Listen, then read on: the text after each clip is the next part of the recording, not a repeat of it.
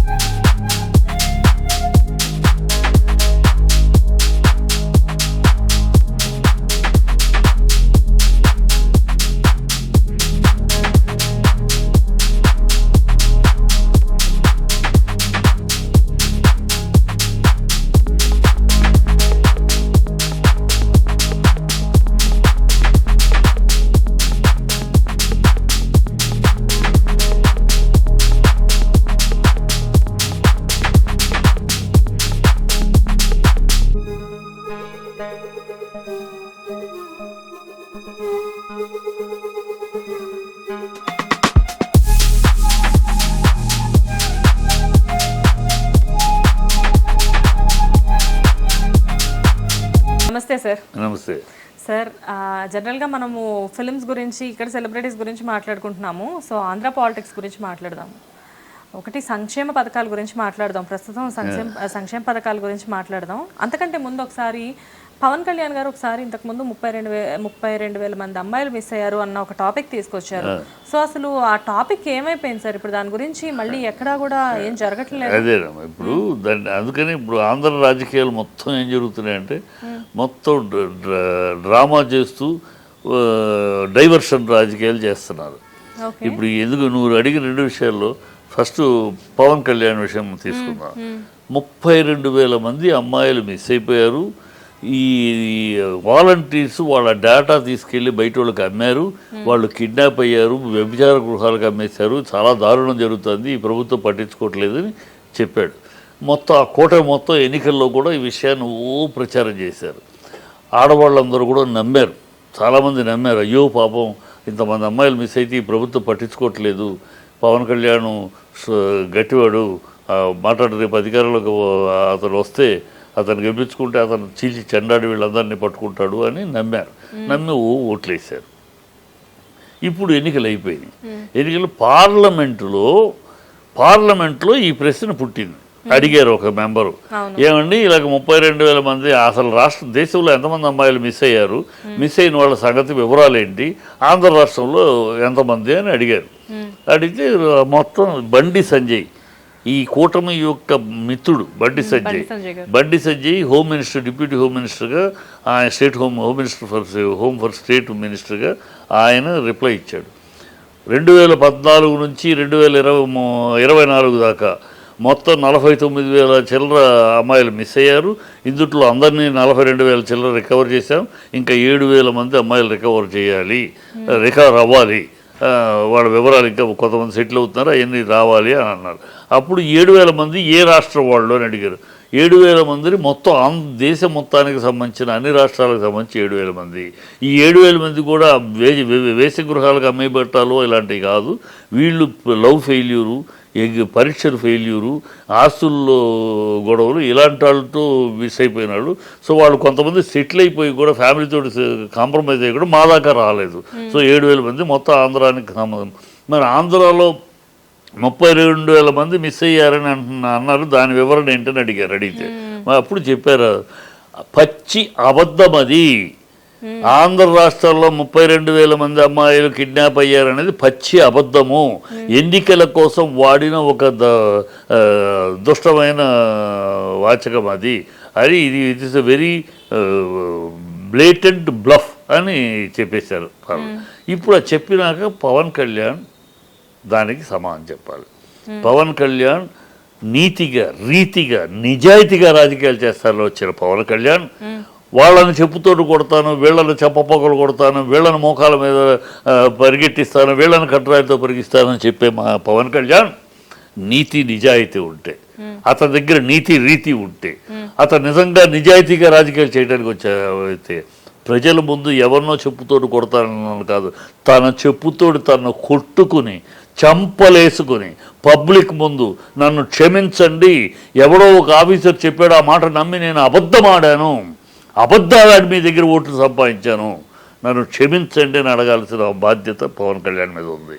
లేకపోతే అతను క్షుద్ర రాజకీయాలు, అతను చెప్తే నీతిగా రీతిగా వచ్చాను, నేను నాకు పదవులు అవసరం లేదు, నాకు డబ్బులు అవసరం లేదు, నేను అన్నీ వదులుకుని వచ్చాను, ఎన్నో అవమానాలు భరించి వచ్చాను, నిజాయితీగా రాజకీయాలు చేయడానికి వచ్చాను, ప్రశ్నించడానికి వచ్చాను అని ఈ భోషాణం డైలాగులు, ఈ గుడ్డు డైలాగులు మాట్లాడటం కాదు. ఇవాళ అది కాదు, పచ్చి అబద్ధం, రాజకీయాల కోసం వాడిన ఒక బ్లేటెంట్ బ్లఫ్ అని పార్లమెంట్లో ఎప్పుడైతే తేలిందో ఇప్పటికైనా బుద్ధి తెచ్చుకుని దాన్ని క్షమాపణ చెప్పాలి. అది ప్రజలు అడుగుతారు, నిలదీస్తారని ఈ డైవర్షన్ పాలిటిక్స్. కానీ పవన్ కళ్యాణ్ గారు వన్స్ డిప్యూటీ సీఎం అయిన తర్వాత చాలా మంది అక్కడ పాజిటివ్ గానే ఆ వాతావరణం అంతా ఉందంటున్నారు కదా సార్. ఏముంది, ఏం చేశాడు పాజిటివ్గా ఉండడానికి? ఏం చేశాడు పవన్ కళ్యాణ్ ఇంతవరకు డిప్యూటీ సీఎంగా? ఏం చేశాడు? ఇప్పుడు చేసి తప్పుకు క్షమాపణ చెప్పాలి ఫస్ట్. అది చేసి తప్పులు అంటే రాజకీయంగా అన్ని అబద్ధాలు ఆడాడు, ఓట్ల కోసం నాటకాలు ఆడారు, ప్రజల భ్రమ పెట్టి అబద్ధాలు చెప్పారని తేలిపోయింది. ఇప్పుడు అయినాక ఏం చేశాడు? సమీక్షలు చేయడం ఏ మినిస్టర్ అయినా చేస్తాడు, ఏ మినిస్టర్ చెయ్యాలి. ఏ మినిస్టర్ అయినా తన మినిస్ట్రీలో పెండింగ్ విషయాలు ఏంటి అవన్నీ మంత్రులు వాళ్ళ సెక్రటరీ స్టాఫ్ని పిలిచి, సెక్రటరీని పిఎల్ని వాళ్ళందరినీ పిలిచి, ఐఏఎస్ ఆఫీసర్లు కూర్చోబెట్టి ఏమిటి నా మినిస్ట్రీ 4 మినిస్ట్రీలు ఉన్నాయి ఆయన దగ్గర, కనుక ఏ మినిస్ట్రీలో ఏంటి ఏమేమి చేయాల్సి చెయ్యాలి. ఆయన మినిస్ట్రీలు స్టడీ చేసుకుంటూ అసలు తెలుసుకునేటప్పటికి అయిపోతుంది కాలం, తెలుసుకుని చెప్పేటప్పటికి. కనుక ఆయన చేసిందే ఉన్నాయిగా మీడియా, ఆ కూటమికి మీడియా సపోర్ట్ ఒకటి ఉంది, వాళ్ళ మీడియా ఒకటి ఉంది, మోసేస్తూ ఉంటారు. ఆయన తుమ్మితే కూడా డిప్యూటీ హోమ్ మినిస్టర్కి ఎంత బాగా తుమ్మితున్నారు, ఇంతవరకు ఏ హోమ్ మినిస్టర్ కూడా, ఏ డిప్యూటీ చీఫ్ మినిస్టర్ కూడా అంతగా తుమ్మలేదు ఆయన తుమ్మినట్టు అని కూడా మాట్లాడతారు. అంత దౌర్భాగ్యంగా ఉంది మన మీడియా. కనుక కూటమిని భజన చేయడం తప్పితే ఏం చేశారు? అన్నాడు పవన్ కళ్యాణ్, నువ్వు సూపర్ సిక్స్ మమ్మల్ని గెలిపించగానే ఆ మర్నాడు నుంచి సూపర్ 6 మీకు అందిస్తాం. ఎంతమంది నీ ఒకళ్ళు 2 3 4 మీ ఇంట్లో ఎంతమంది పిల్లలు ఉంటే అంతమంది, పాపా నువ్వు కూడా, నీకు కూడా మొత్తం 4 ఉంటే 4 15 60,000, ఇంటికి 60,000 అని చెప్పేసేసి ఇన్ని మాట్లాడుతున్నారు సార్. కానీ మీరందరూ బయట ఒక రకంగా చెప్పాలి అంటే కెమెరా ముందు మీరు ఇవన్నీ చెప్తున్నారు, కానీ రేపు ఒక పార్టీలో కలిసారంటే మీరు చాలా బాగుంటారు కదా. లేదు, పార్టీ మామూలుగా కలిసి మాట్లాడు. రాజకీయం అన్నప్పుడు, రాజకీయం పరిపాలన అన్నప్పుడు నేను ఎక్కడైనా ఇదే మాట్లాడతాను. ప్రతిపాలన అన్నప్పుడు వాళ్ళకి రాజకీయంలో తప్పులే, మామూలుగా వ్యక్తిగతంగా ఇది పరిపాలన వ్యతిరేకంగా రాజకీయ వ్యతిరేకాలే కానీ పర్సనల్గా వ్యతిరేకం కాదు కదా. మోహన్ చూడగానే అని కాదు కదా, రాజకీయంగా అడుగుతున్నావు.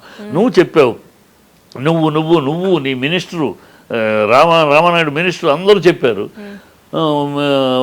ఎన్నికలప్పుడు ఇంకోటి చెప్పారు, అమ్మా తల్లులారా మీరు పొగగొట్టం ఊది మీ గుండెలు ఇబ్బంది పడతాయి, మీకు ఆ గుండె జబ్బు రాకుండా ఉండటం కోసమని 3 ఫ్రీ సిలిండర్లు ఇస్తున్నాం. ఎన్నికలైన మొదటి రోజు నుంచే మీకు మీ సిలిండర్లు 3 ఫ్రీ సిలిండర్లు వస్తాయి, మీ గుండె జబ్బు రావద్దు, మీరు దగ్గక్కర్లేదు, మీ దగ్గే రాకుండా మేము ఇస్తున్నాం అని కథలు చెప్పారు కదా. బస్సు ప్రయాణం, ఉచిత బస్సు, ఆ చెల్లెళ్ళరా అక్కలరా, ఇక మీరు ఎక్కడికి వెళ్ళాలంటే వెళ్ళండి, ఈ మూల నుంచి ఆ మూలకి ఎక్కడికి వెళ్ళాలన్నా మీకు ఫ్రీ బస్, ఫ్రీ అన్నారు. జనాలందరూ 2 ఆధార్ కార్డులు తీసుకున్నారు సార్, ఒకటి తెలంగాణ నుంచి ఒకటి ఆంధ్ర నుంచి. ఇక్కడ కోదాడ వరకు ఒక బస్సులో వచ్చేసేసి కోదాడ నుంచి మళ్ళీ ఇక్కడ హైదరాబాద్ వరకు ఒక బస్సులో రావచ్చు అని చెప్పి ఇప్పుడు ఇవన్నీ చెప్పారు. ఇప్పుడు ఏమంటున్నారు? అయ్యేం చెప్పిన నోళ్ళు నరం లేని నాలుగు కనుక నోటికి వచ్చేటట్టు వాగి, అది అన్నం తినే నోళ్ళ అశుద్ధం తినే నోళ్ళాగి ఇన్ని మాట్లాడి నీ నోళ్ళు ఇవాళ ఏమంటుంది? ఒకడేమో అసెంబ్లీలో 3 సిలిండర్లు ఇవ్వలేము, 3 సిలిండర్లు ఇవ్వలేము. ఎందుకు ఇవ్వలేమంటే కారణాలు చెప్పలేము, ఇప్పుడు 3 సిలిండర్లు ఇవ్వలేము. ఇంకొకడు అంటాడు లోకేష్, 1 సంవత్సరం పాటు అన్ని కమిటీలు వేసి అందరినీ అన్ని సంస్థలని దీంట్లో చేసి అన్ని కమిటీలు వేసి అధ్యయనం చేసి 1 సంవత్సరం తర్వాత ఇంప్లిమెంట్ చేస్తామని ఇంకొకడు అంటాడు. ఇంకో మహానాయకుడు చంద్రబాబు గారు ఏమంటారు, భయం వేస్తుంది. సిగ్గు సెర ఉండదమ్మా మాట్లాడటానికి. 14 ఏళ్ళు సీఎంవా, 40 ఏళ్ళ అనుభవమా నీకు? నువ్వు ఎన్నికలు ఎప్పుడేమో ఖజానా ఖాళీ ఖాళీ అని నువ్వే మాట్లాడతావా? అప్పులు పాలైపోయింది నువ్వే మాట్లాడతావా? ఇప్పుడు ఖజానా ఖాళీగా ఉంది అని ఇప్పుడు అంటావు. ఎన్నికలు అయిపోయా ఎన్నికలు ఉన్నప్పుడు తెలుసు కదా, తెలిసేగా వాగావు, తెలిసేగా సూపర్ 6 అన్నావు, తెలిసేగా మాట్లాడా, అవి కూడా విమర్శించావు కదా. ఇవాళ ఎట్లా మాట మార్చి భయం వేస్తోంది?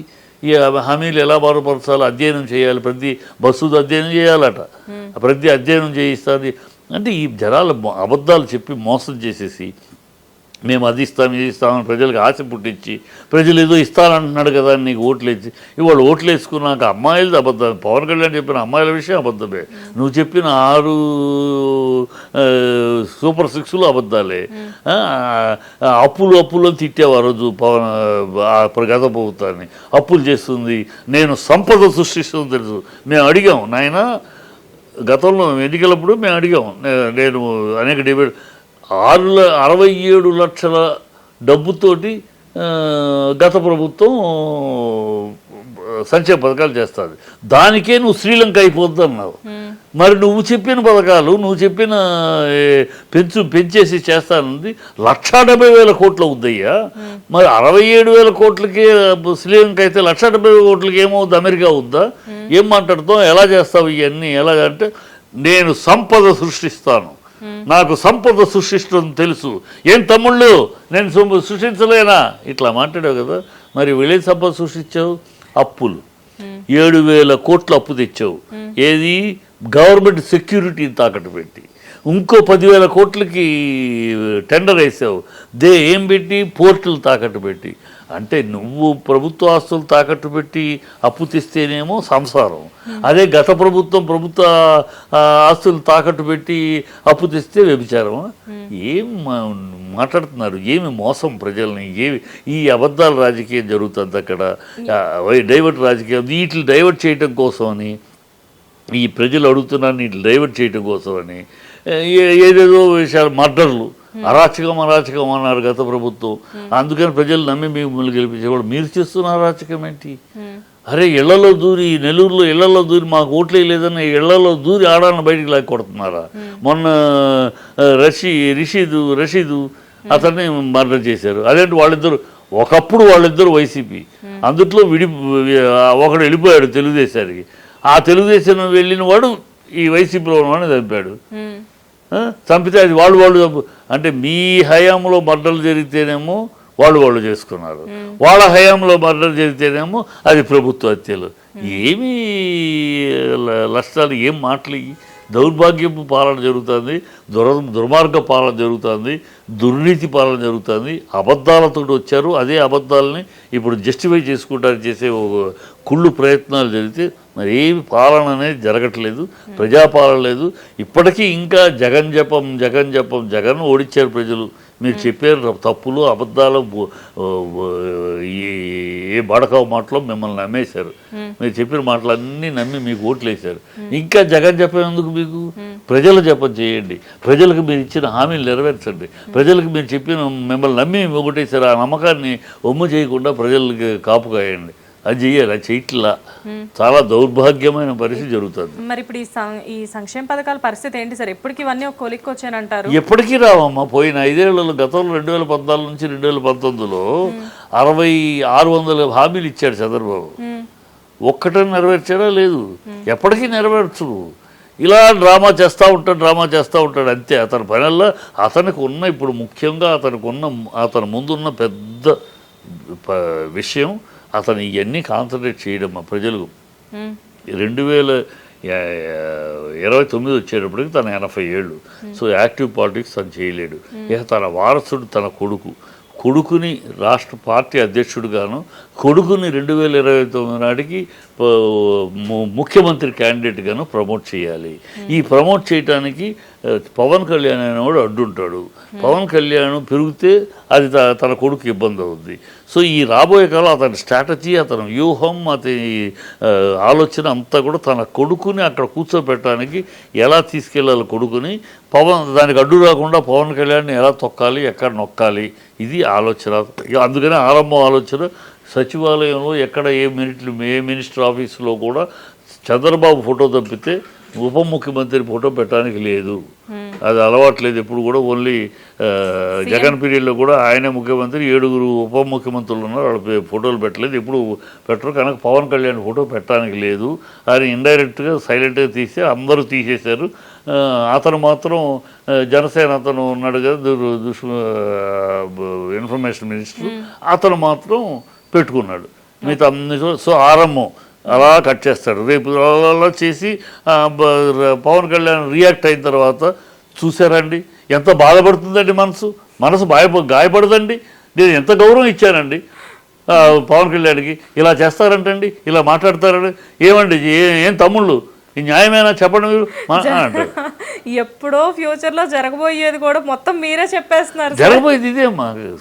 ఎందుకంటే చంద్రబాబు నేపథ్యం తెలిసిన వాళ్ళు కానీ, చంద్రబాబు రాజకీయం తెలిసిన వాళ్ళు కానీ ఎవరు ఆలోచించినా చంద్రబాబు తన కొడుకును ప్రమోట్ చేస్తాడు తప్పితే మామ కూర్చుంటేనే అంగీకరించలేని వాడు పవన్ కళ్యాణ్ రేపు ముఖ్యమంత్రిగా అంగీకరించడు.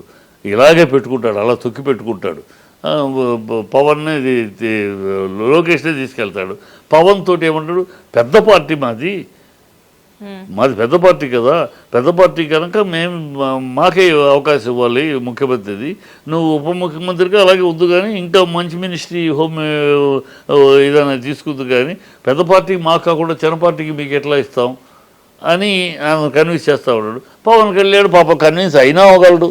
ఎందుకంటే అంత వ్యూహము అంత రాజకీయం తెలియదు, ఆవేశంగా మాట్లాడేవాడు తప్పితే చంద్రబాబు ఏం చెప్తే అది మాట్లాడమని స్క్రిప్ట్ను మాట్లాడేవాడు తప్పితే తనంతట తానుగా ఆలోచించగలిగే శక్తి తనకు లేదు. తన చుట్టూ అలాంటి వ్యూహం కూడా లేదు. భజన పనులే ఉన్నారు తన చుట్టూ, ఎవరు వ్యూహకర్తలు లేరు. కనుక చంద్రబాబు ఆడుకుంటాడు. చంద్రబాబు పవన్ కళ్యాణ్ని చూస్తారు కదా, రాబోయే కాలంలో పవన్ కళ్యాణ్ ఎలా తొక్కుతాడు, ఎలా నొక్కుతాడు, తన కొడుకుని ఎలా పైకి ఎక్కిస్తాడు చూస్తారు. అది ఏ తండ్రి అయినా తన కొడుకు కోసమే పాటుపడతాడు. అది నేను తప్పు కూడా చెప్పను.